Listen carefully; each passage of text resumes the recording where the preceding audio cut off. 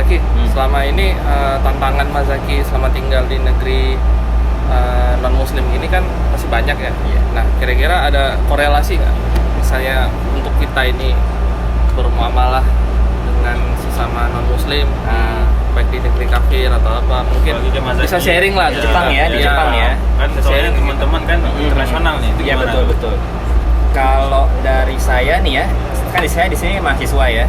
Jadi lingkungan mahasiswa itu lebih terpelajar. Jadi mereka lebih bisa menerima perbedaan lah. Kalau kita muslim, jadi kita misalnya mau sholat izin gampang. Mereka tahu kalau kita butuh sholat 5 kali sehari, itu mereka paham. Cuman kalau yang dari Anda dengar nih dari teman-teman yang pekerja, nah pekerja itu mereka berhadapan dengan yang ya lebih nggak terpelajar daripada di mahasiswa ya, di kampus. Nah terkadang yang mereka hadapi itu lebih berat gitu, lebih berat. Contohnya ya diskriminasi, contohnya dilarang tuh sholat, puasa juga harus ngumpet-ngumpet gitu, Ustaz.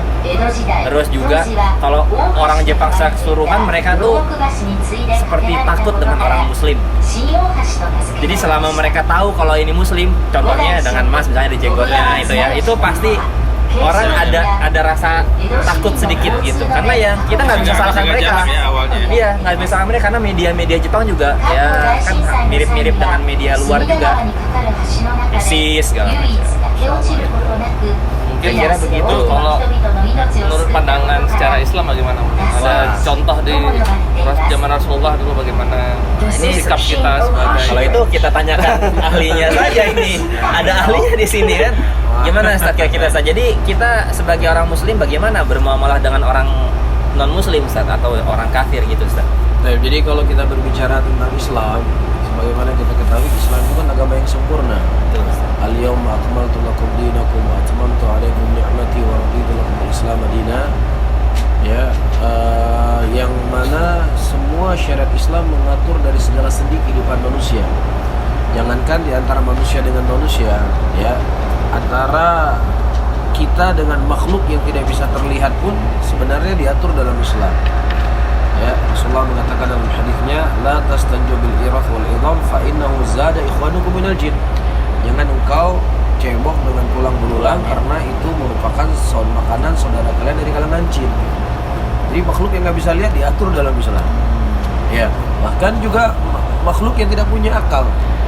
Waktu itu ada seseorang mengadu, ada seekor unta mengadu kepada Rasulullah. Jadi merupakan mukjizat yang Allah berikan kepada Nabi kita.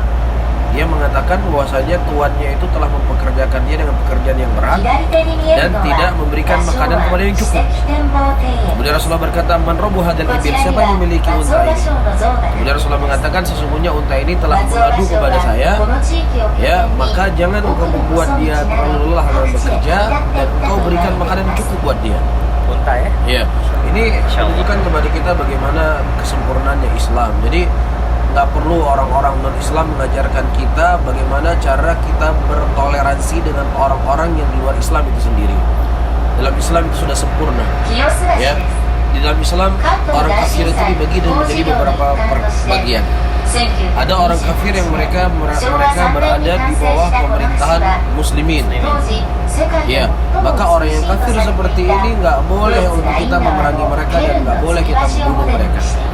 Rasulullah bahkan menyebutkan hadisnya, man qatala mu'ahidan, barang siapa yang seseorang membunuh seorang kafir yang dia tinggal di negeri muslimin, dilindungi oleh pemerintah muslimin, maka dia tidak akan pernah mencium yang namanya bau surga. Jadi ada hak-hak yang harus kita tunaikan kepada mereka. Kalau dia adalah tetangga kita punya kelebihan makanan, maka mereka juga berhak untuk didapatkan. Ya, bahkan disebutkan oleh Syekhul Islam Ibnu Taimiyah, kalau seandainya ada muslim memiliki zakat, boleh diberikan zakat tersebut kepada orang non-Islam yang diinginkan kepadanya agar dia bisa cinta kepada Islam. Jadi perkara-perkara yang memang bukan perkara i'tiqad, bukan perkara keyakinan, maka kita bermuamalah dengan mereka. Ya, bahkan disebutkan oleh sebagian ulama, kalau mereka tinggal di negeri orang Islam, mereka juga berhak untuk mendapatkan pendidikan, berhak untuk mendapatkan kesehatan, sebagaimana orang Islam mendapatkan pendidikan dan kesehatan tersebut.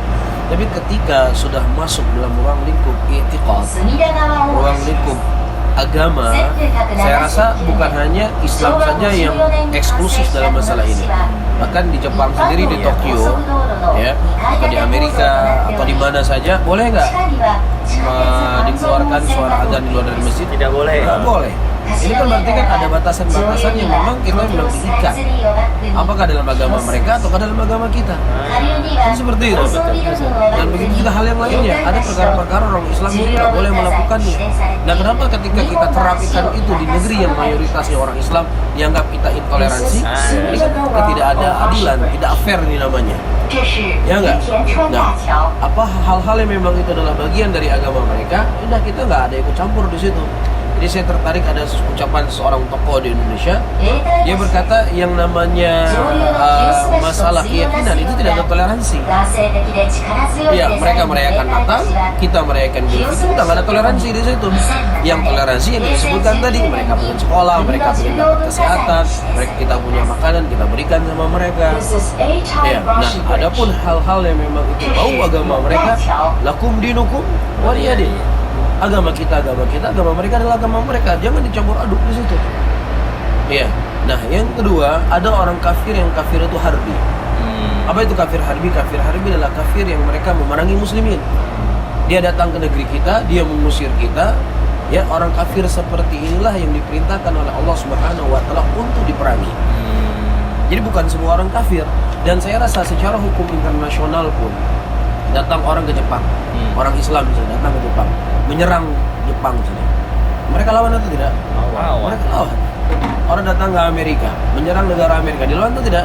Dilawan. Jadi ini secara logika memang hal yang memang maklum dilakukan lah. Kenapa ketika Islam Al-Quran membawa ayat-ayat seperti ini dianggap Al-Quran itu adalah kitab teroris? Ini kan ketidakadilan namanya. Ya, ini bisa saja memang kebencian mereka kepada Islam, atau memang bisa ketidakfahaman mereka tentang apa itu Islam. Cuman yang jadi masalahnya orang-orang yang mengaku Islam inilah sebagai penyambung lidah untuk bagi orang-orang kafir untuk merendahkan Islam itu sendiri. Dan wallahi sebesar apapun gangguan dan tekanan mereka kepada Islam tidak akan pernah hilang di muka bumi ini. Allah berjanji dalam Al-Quran, yuriduna liyutfi'u nurallahi biafwahihim.